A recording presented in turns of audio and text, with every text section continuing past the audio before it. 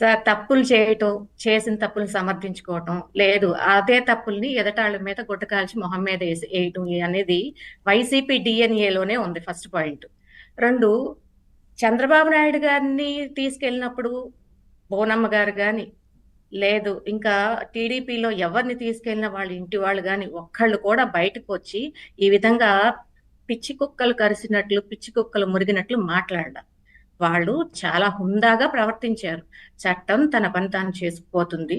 ఈ జగన్ రెడ్డి, ఈ జైలు రెడ్డి ఇప్పుడు ఒకప్పటి జైలు రెడ్డి, ఇప్పుడు జగన్, మొన్నటి జగన్ రెడ్డి.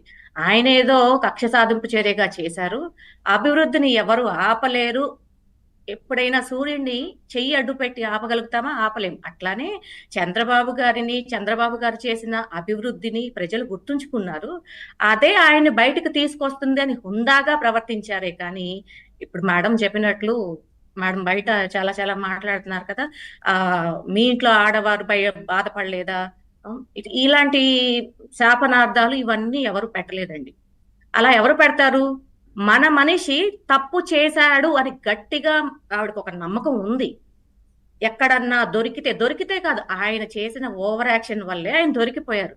దొరికితే మరలా బయటికి వస్తాడా, నా భర్తని నేను చూసుకోగలుగుతానా అనే ఒక భయంతో, బాధతో ఆవిడ ఏం మాట్లాడుతున్నారో తెలియకుండా విచక్షణారహితంగా మాట్లాడుతున్నారు ఆవిడ.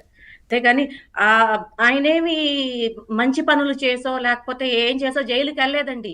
ఎంతమంది మహిళల ఉసురు పోసుకున్నారండి ఈ మద్యం, కల్తీ మద్యం.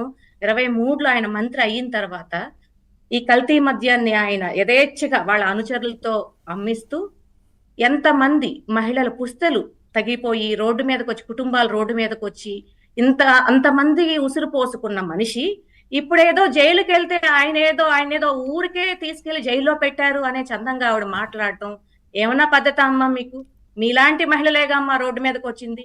ఎన్ని వేల కుటుంబాలు రోడ్డు మీదకి వచ్చాయమ్మా, ఎంతమంది పిల్లలు అనాథలైపోయారు. ఏమన్నా మీకు అర్థమవుతుందా? అగ్రిగోల్డ్ బాధితులు ఆ ల్యాండ్ కూడా తీసుకున్నారు కదా వీళ్ళే.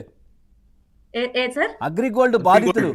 అవును సార్, అవునవును. అగ్రిగోల్డ్ సార్ ఆయన మీద లేని కేసులు ఏమున్నాయి సార్? అసలు ఆయన మంత్రి పదవి ఎట్లా వచ్చింది? నేనంటే ఆ ల్యాండ్ వాళ్ళ అబ్బాయి పైన వాళ్ళ పైన రిజిస్ట్రేషన్లు చేస్తుంటే మరి అప్పుడు తెలియలేదా వీళ్ళకి? సార్ వాళ్ళ అబ్బాయి పైన వాళ్ళ ఇంట్లో వాళ్ళ పైన రిజిస్ట్రేషన్లు చేయిస్తుంటే మరి వద్దండి, ఆ పాపం ఎవరిదో ఏమో ల్యాండ్లు, ఆ అగ్రిగోల్డ్ బాధితులు వాళ్ళది మనకెందుకు, మనకు ఉసురు తగులుతుంది కదా అని అప్పుడు గుర్తు రాలేదా వీళ్ళకి?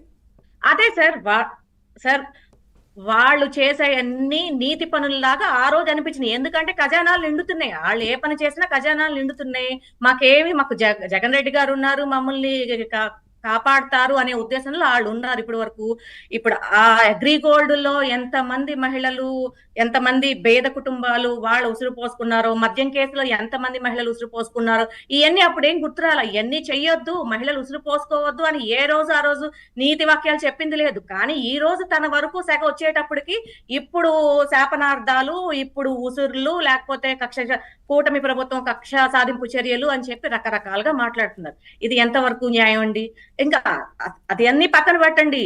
మీడియా వాళ్ళు ఒక మీడియా పేరు చెప్పడం నాకు ఇష్టం లేదు. ఆ మీడియా వారు చెప్పిన సలహాతో అమ్మవారి గుడికెళ్ళి మహిళలంటే అమ్మవారంటే మహిళలు అని అనుకుంటారు.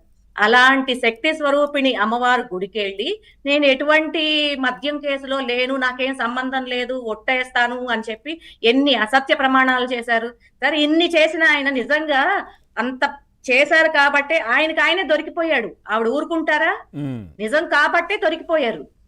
ఆ రోజు కూడా ఈవిడ మాట్లాడింది ఏమీ లేదు. అమ్మవారి గుడికి వెళ్ళారు, అక్కడ ప్రమాణాలు చేస్తా అన్నారు, ఇక్కడ ప్రమాణాలు చేస్తా అన్నారు, చేశారు.